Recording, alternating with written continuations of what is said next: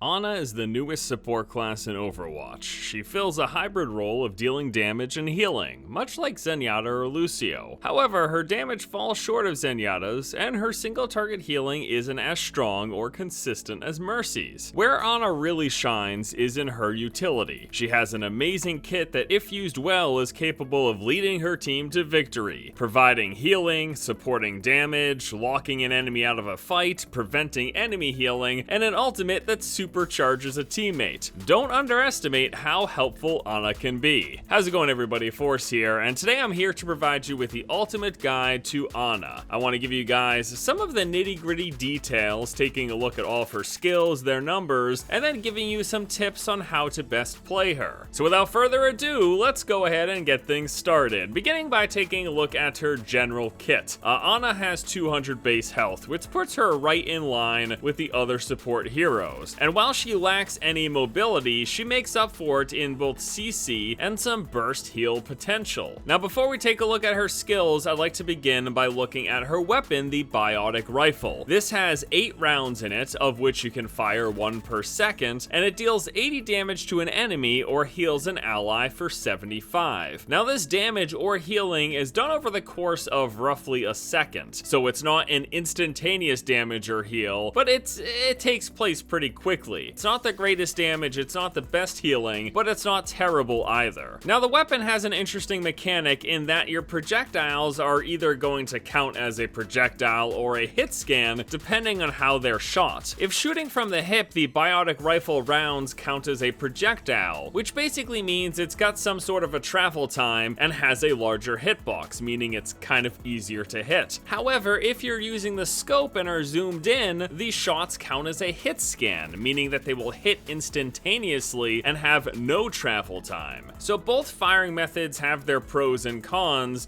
although I found a majority of the time I was shooting from the hip and utilizing the projectile hitbox, which made landing shots actually fairly easy, especially at those closer to medium range distances. If targets are much further away though, it is going to be smarter to scope in and take advantage of the hit scan. It's worth noting, however, that when you're scoped in, those hit scan shots also have a trail that leads back to you, so it might be worth not doing if you're trying to stay hidden in particular situations. Now, your shots are also going to prioritize healing allies. Now, what this means is that they can body block you from dealing damage to enemies or from healing other allies who are further away if someone else gets within your line of sight. For this reason, positioning with Ana is crucial. In fact, if you can get yourself on the high ground or in any way possible manage multiple sight lines between your team and the enemies, as well as teammates who are far away, that is going to be very important to making sure your shots are landing where you want them to. Now, unfortunately, her BIOTIC rifle does not have headshot damage, which makes it one of the few projectile and hit scan weapons that don't. Now, I happen to find that I did spend most of my time firing from the hip and utilizing those projectile rounds, and at that medium to close distance, they were relatively easy to hit. A quick note though, that when you're zoomed in, if you're healing an ally, they only need to be within this blue triangle of your scope to land the shot. You don't actually have to hit them directly with your crosshair. Healing allies while scoped in is actually fairly easy. Now let's go ahead and move on to her skills, beginning with the sleep dart. This does 5 damage, has a 5-second duration, and a 12-second cooldown. When you land this on an enemy, it will incapacitate them for 5 seconds or until they take any damage. Now, this is an incredibly effective tool and basically turns any fight into a 6 vs 5 for 5 seconds. That's a huge, honestly a monumental deal that your team can certainly capitalize on. It's very effective as well at stopping ultimates that have cast times or lead up times. Something like Roadhog, McCree, or Reaper, you can stop them dead in their tracks before they do much or any damage. Now, whether you're playing with a team or in a pickup group, you should be calling out your sleep targets. It's really a great way to either lock someone out or have everyone turn on someone and blow them up while they're incapacitated. And a fun little combo that you can do to any targets that have 200 HP or lower is sleep them and then follow up with a basic attack, tossing out your grenade, and a melee combo. This will do a total of 175 damage. If you follow this up with a second melee hit, this will kill anyone who has 200 health or lower. That's a pretty big deal. Sleep Dart is one of the best parts of Ana, and if utilized well, can really turn the tide in any battle. It's a really strong tool, so get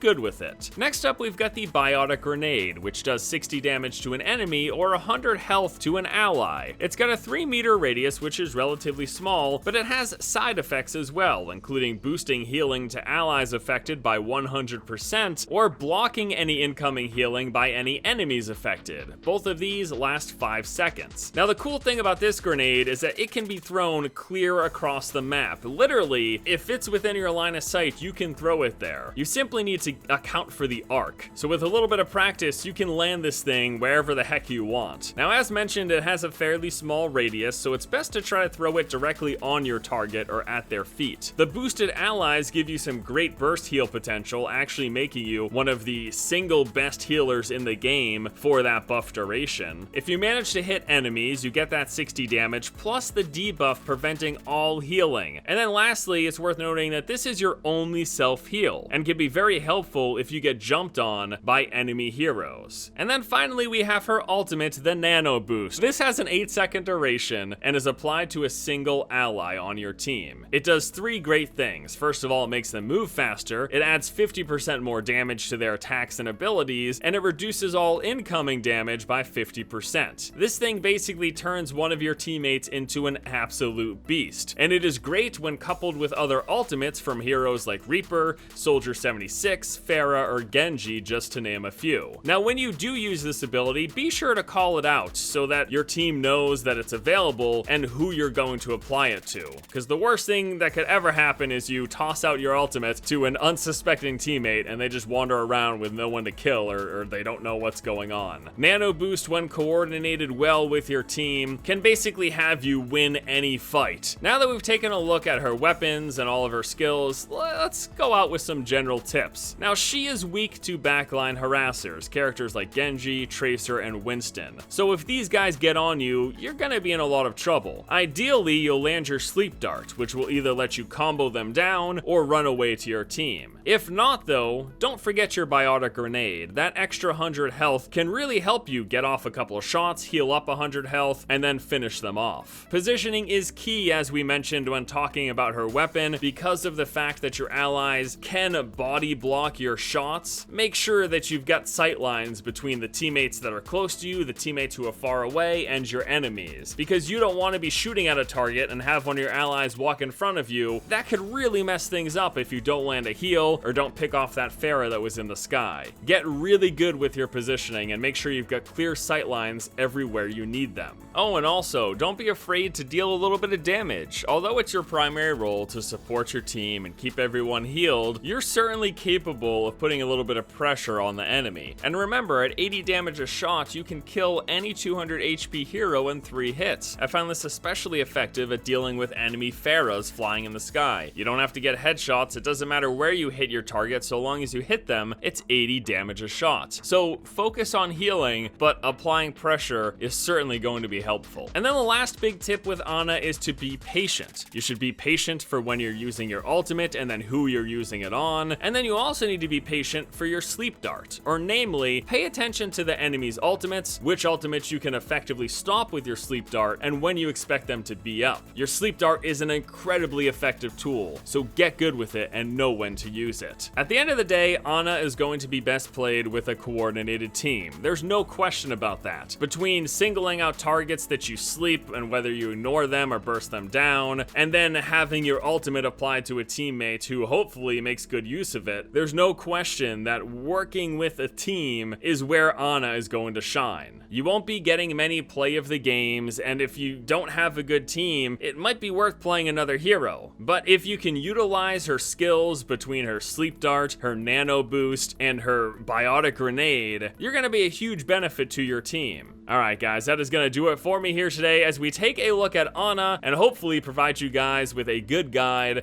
learning how to better play her and understanding how she works. As always, I want to thank you all for watching. Hope you enjoyed the video. Please let me know what you think about it in the comment section below. I love to hear you guys' thoughts. Have a fantastic afternoon, everyone, and until next time, I'll see you later.